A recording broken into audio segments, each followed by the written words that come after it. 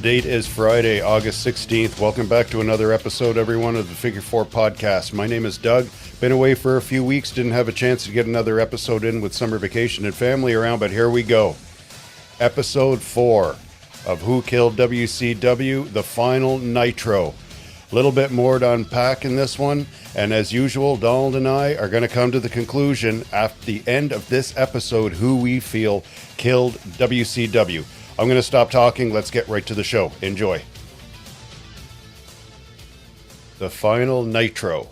Okay, so the show starts with people talking like they always do. And the thing that gets me, and I read as the episodes go on, I don't like the dude. Brad Siegel says Bischoff cared more about ratings than he did advertising dollars. Well, there's truth to that. Bischoff did care about ratings. I wouldn't... okay, there's some truth to that comment. But I've said this before about Brad Siegel. You're Eric Bischoff's boss. Why didn't you do something about it? Yeah. I can't fucking... that douchebag. And then they start again. And before we keep going with this, I'm just going to say, so since this was the final Nitro, the previous 3 episodes, they basically already gave the ins and outs of what was going on within WCW. So probably half of this show is going to be opinionated, which is fine because I got a lot of strong fucking opinions I can't wait to let go.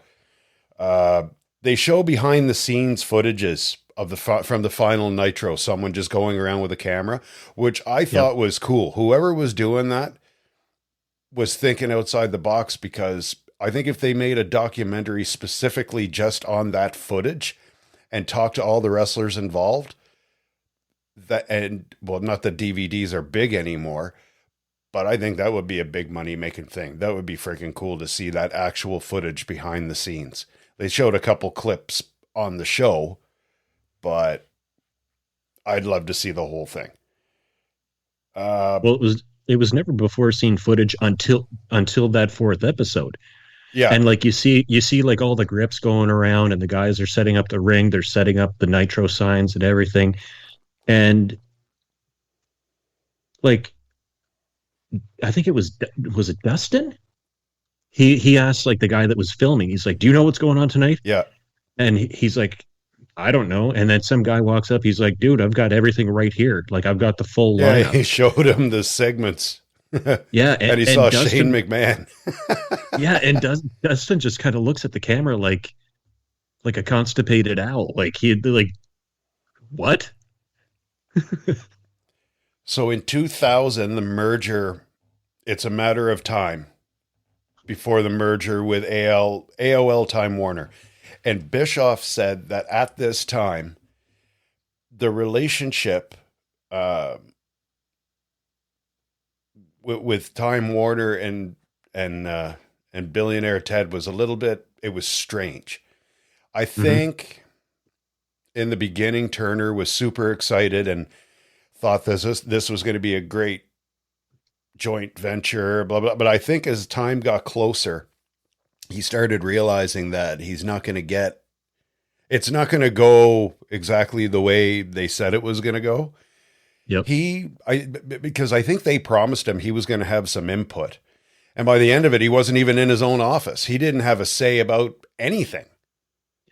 No, by the end of it. Bish even said that when this merger took place, they basically shoved Billionaire Ted in the corner and said, here's your title. You know, if it wasn't COO, I don't think it was at the time. I've got it written down here somewhere, but you know, they basically said, you know, you go in the corner, you do what you want to do. We're going to run things the way that we want to run things. And the way that the deal was set up, AOL gets 55% of profits. Time Warner only gets 45%. Yeah. And WCW is under the Time Warner label. Yeah. Which is ironic because they never had a title before. They had their own name as Other. But now they have a bunch of people that don't want pro wrestling on the network. Now they're going to put them under Time Warner. Isn't that ironic, with a bunch of people that don't want wrestling? Mm. And on that note, okay, so around this time, by the end of 2000, uh, by the end of 2000, WCW has lost $62 million. Now, we've talked about this before, and I've told anyone that listens to this show, and I've told you too, if you check out Eric Bischoff's podcast, 83 Weeks, he talks about, there's one episode, I think it was the Bret Hart episode, that he says that WCW had their own thing other, and how money was allocated from WCW to make other departments or whatever look better within Turner's organization, like all over the place. Legally, He keeps saying legally. It wasn't like money laundering or anything. For a wrestling company to, like, how do you lose $62 million? That's, you don't. Like, there had to be people taking money out of that. But we talked about that in other shows before, in allocation, money being allocated and stuff. And I'm going to start talking to this guy. I'm going to refer to him as the Worm, Brad Siegel. I think you know where I'm going to go in voting by the end of this show. Siegel says that he tried to fix WCW, but it was too late. There was nothing to fix. What the fuck did he do? He did nothing. This is the same guy that admitted he was in charge of a lot of things, and WCW was one that he didn't want to be in charge of. He wanted nothing to do with it. He did nothing to fix WCW. Eric was sinking. He got sent home in 99 or 98, whenever it was, in September of whatever year that was. And he went fishing, and he still had his contract. And Siegel, I would love to sit down and say, what did you do to help? How did you try to fix it? He didn't want to do it, so he brought someone else in after they sent Eric home. He didn't want anything. Oh, fuck, I hate this dude. And the smug look on his face during these interviews, these sit-down interviews for this series, was just, I want to kick him. You know, the way that he talks too, like whenever they ask him questions, like, you know, well, you say that you were going to like try and save or fix the problem. You know, what were you going to do? And he was like, well, at the time I may have done this or I may have done that. So I would have made this decision. It sounds like OJ describing if I had done it. That's right. You know, like like he's not taking any ownership over the downfall of the product that he was in charge of, that he did nothing to try to save. Yes. And he didn't get any slack from the higher ups above him because they didn't want it either. They wanted it to fail, you know.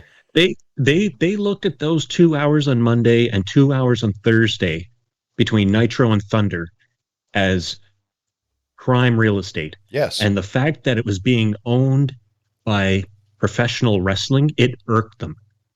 Like to the nth degree. Like they hated it. They wanted nothing to do with the product. I'm not going to say because it was just WCW. They didn't want anything to do with pro wrestling, period. No, they didn't want. Yeah, it could have been the WWF on top of its game in the 80s, and they still wouldn't have wanted it. No. God, no. Okay, so the merger happens, and we talked about it before. Turner has no say in anything. He's basically pushed aside. Yep. Eventually, Bischoff goes to Siegel and says, let me try to sell WCW while it's still worth something. Siegel says, Eric, we don't sell anything in this company. We buy it. That fucking arrogance. Okay. So a few months later, Siegel comes back and says, do you still think you can find a buyer? Bischoff says, absolutely. So they actually find a couple of guys. One of them was a guy that actually created ESPN Classic. Yep. Mastermind. Smart dude. Blah, blah, blah, blah, blah, blah, blah, blah. So Bischoff wanted to buy it with others, including this guy. There was two. There were two people, yes. Peter Gruber, and Brian Vidal. They actually They ran Fusion Media. I was trying to think of the other guy's name. I had Gruber written down here somewhere, but I couldn't remember Peter's name. Yep. So 67 million is the rumor for the asking price. That's what they want for everything with WCW. That's including TV time. Yes. TV time, that prime time spot on Mondays and Thursdays was like the meat and potatoes of this deal. I don't understand them knowing and them being AOL Time Warner, pronouns, pal, how they could say, yeah, go ahead, sell it, and still like knowing that the only way you're going to sell this is with the TV spots. Yeah. Knowing that they had no intention of giving them those primetime spots. Mm-hmm. But we'll get into that down the road here. So Turner Broadcasting promised the slot on Mondays and Thursdays. Siegel says he liked that. Siegel thought it was a great idea. Jamie, what was his name? Jamie Kellmer? Kellmer. Takes charge of the broadcasting. They should have called him Killer. He hated wrestling. Despised it. And it wasn't just WCW. He hated all fucking wrestling. He just didn't see the point of it at all. According to Brett, now this is according to Brad Siegel, not like we know the dude. On March 16th, Siegel sends out a letter saying that there's going to be a hiatus. So there's going to be no more wrestling. Now, why do you think Siegel would do that? Now, I'm going to keep calling him Killer, Jamie Killer. He took charge of the broadcasting in AOL Time Warner. And we'll just call it Turner Broadcasting too. Now, what's the point of taking a hiatus from wrestling on Mondays and Thursdays? Do you think he wanted to put something else in those time slots to see how the ratings would change? Because let's face it, even though like I get pissed off at these suits, WCW was not a good product at the time, but there was a way to possibly turn it around. Possibly. Do you think he just wanted to put something else in those spots? And that's why he wanted WCW? Like, because it wasn't Brad Siegel that came up with the idea to take a hiatus. That came from Killer. Yep. Now, so, like I said, do you think that's his way? What was his plan? Was he going to put something else in the spots of WCW to see how it would do? 100%, man. I'm looking at that. When I saw that part, all that went through my mind, it was, he's going to take a pot of spaghetti and throw it against the wall and see if it sticks. Yeah. That's what he was going to do with this air quote hiatus. Yeah. And, you know, looking at the sale to Fusion, so they offered up $5 million of their own money, and they ended up somehow or another they got the other $62 million. Or they were in the process of securing that. They were in the process, yes. To make up the $67 million for the total sales.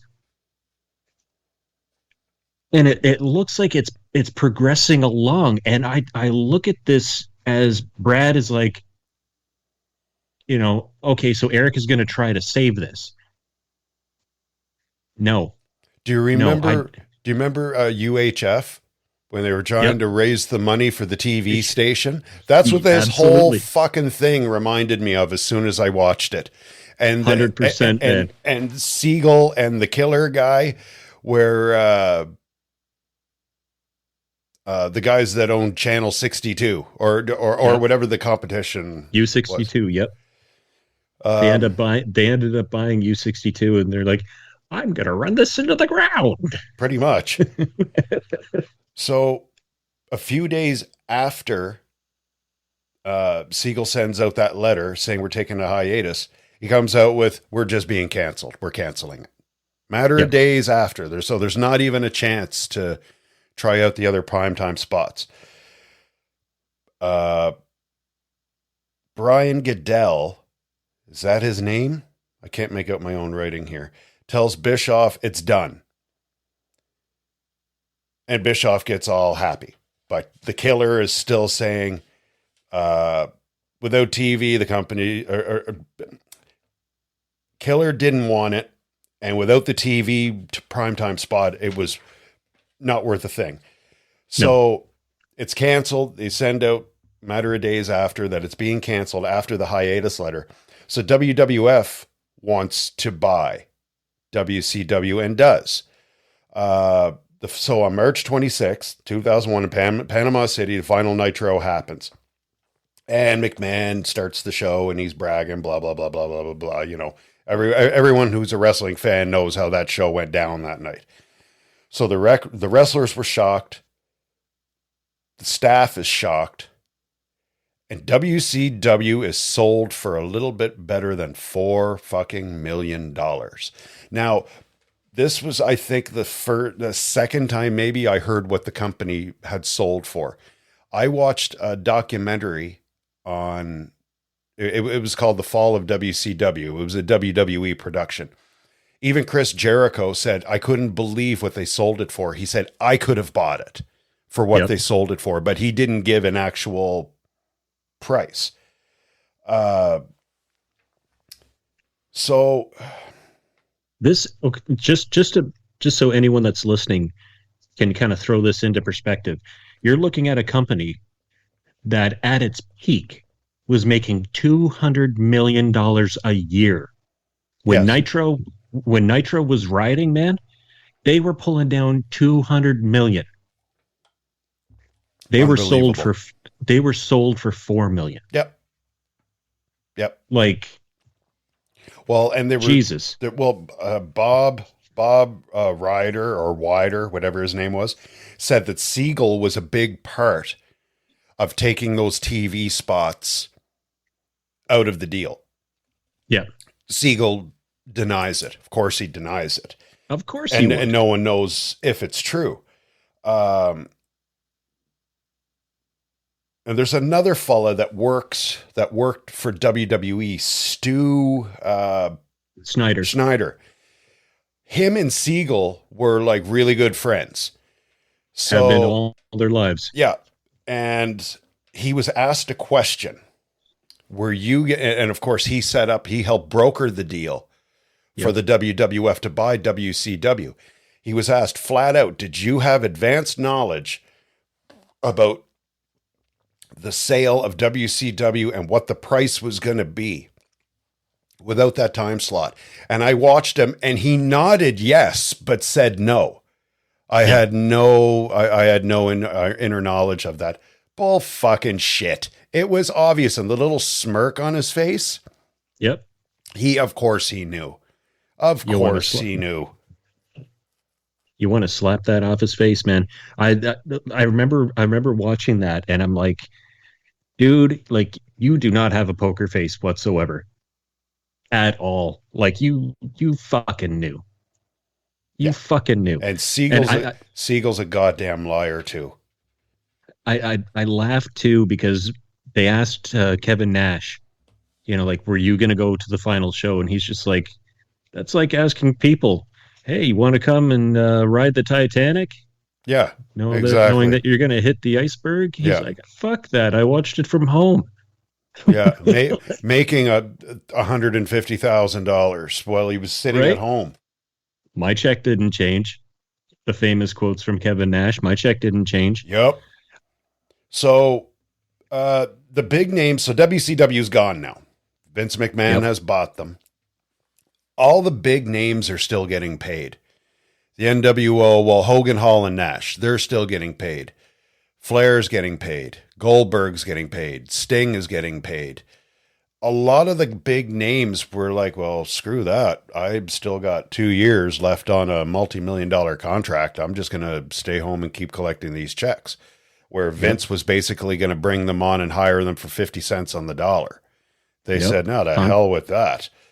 Contracts were being bought out, man. And Booker, he was like, I've got this guaranteed money, but he always said, Ric Flair said, if you're idle, it's the worst thing that you can do. If you're not in the business, if you're not working, it's the worst thing that you can do. And so he eventually ended up agreeing to it. Him going to work and saying, you know what, I'm making X amount of dollars here, but I'm still making good money. I'll go on there. And guess what? He's on TV while other guys aren't.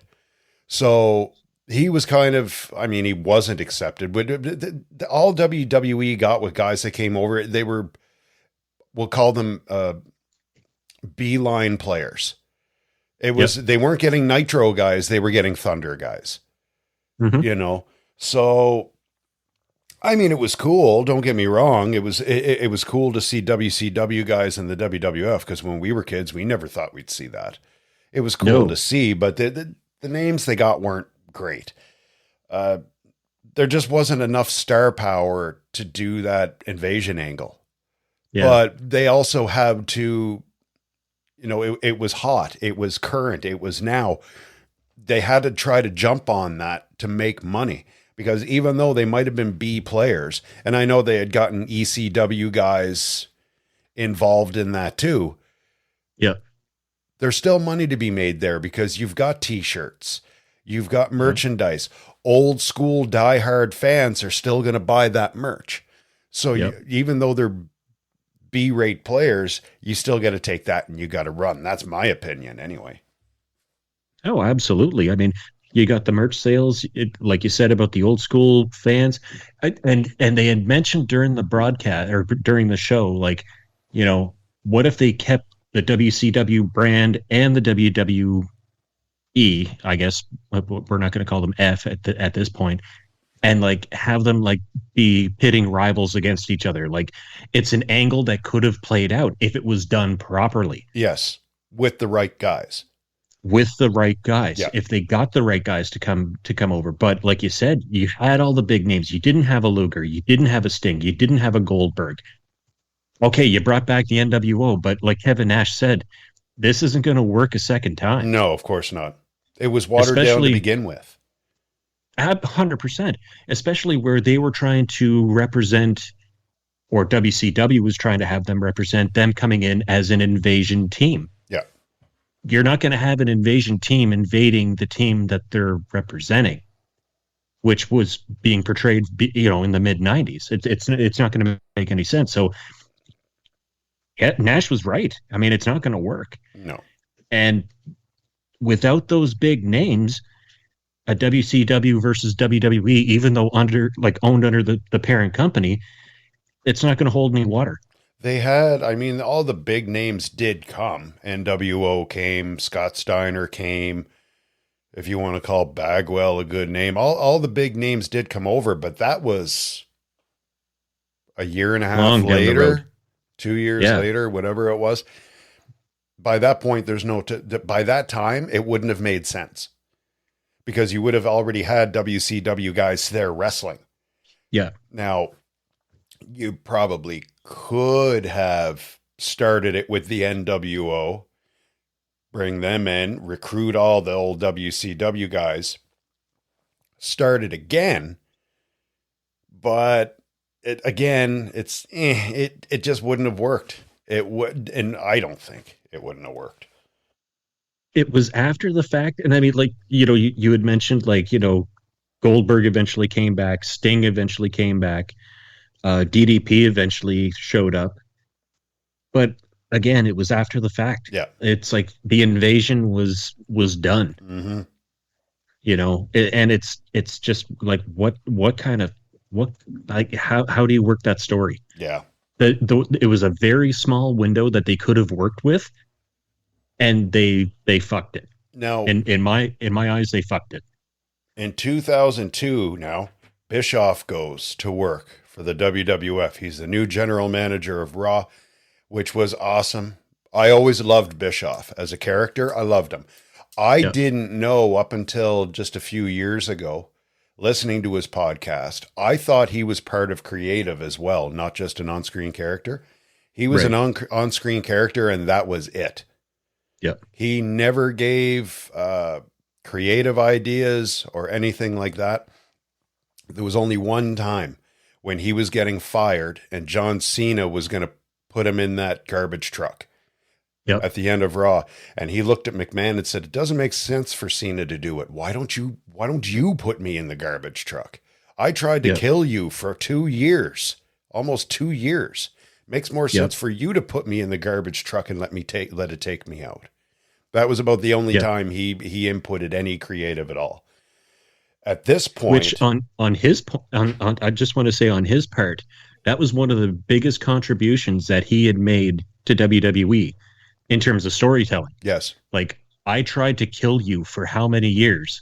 80, 83, 86 weeks, whatever it was on that run. Like, I tried to bury you in the ratings. It would only make sense if you throw me in the trash, in the garbage truck, yeah, which was brilliant. it was brilliant. As far as I'm concerned, that's gold. Yep. So at this point, the show is pretty much over at this point. So, and of course, they reminisce about like things that were done and how great WCW was and all that stuff. So, I'm going to say this. Brad Siegel, fuck that guy. The last 2 to 3 episodes, he's admitted he didn't give a shit. He didn't do anything about WCW. He didn't want it. He didn't step in to help it. He didn't do anything. So I've got 3 names here. And this is who we're going to vote on. And then we're just going to throw our 2 cents in on the series, kind of recap whatever notes we got left. Yep. Okay, so I've got AOL Time Warner. I've got Brad Siegel. And I've got Eric Bischoff.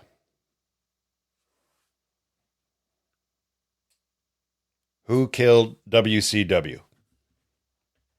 It's funny because you watch the end of that episode and the same question is posed to a lot of people that were interviewed during this, and there was, there were multiple hands in this. Bischoff is to blame. Ted Turner is to blame because he had the open checkbook. There were a lot of people that said that there were multiple talking heads in this. It was Time Warner that killed WCW. It was AOL that killed WCW. I want to quote DDP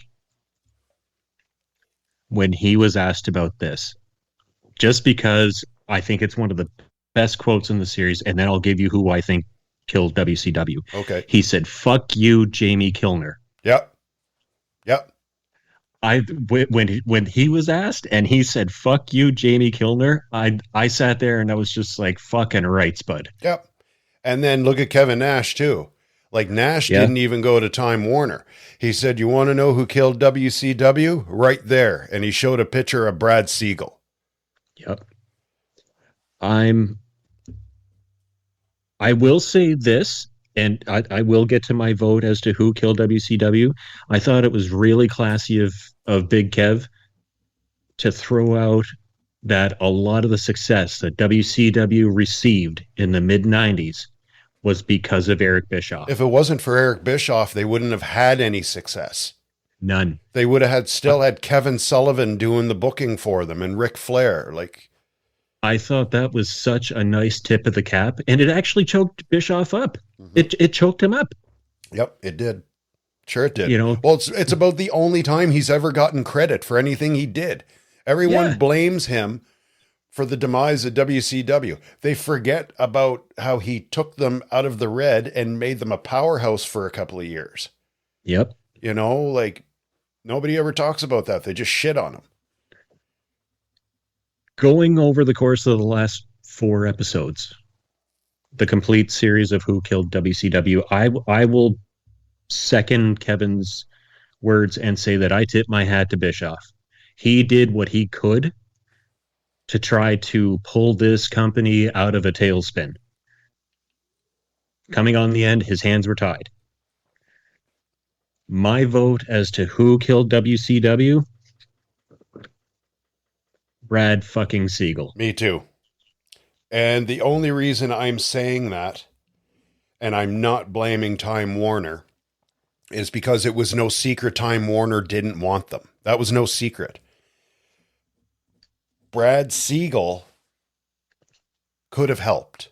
He had enough power. He could have sat down and tried to talk. I know they did show a clip from years ago. They were talking about wrestling and he said, well, it's your number 1 rated show on the network. I think numbers speak for themselves.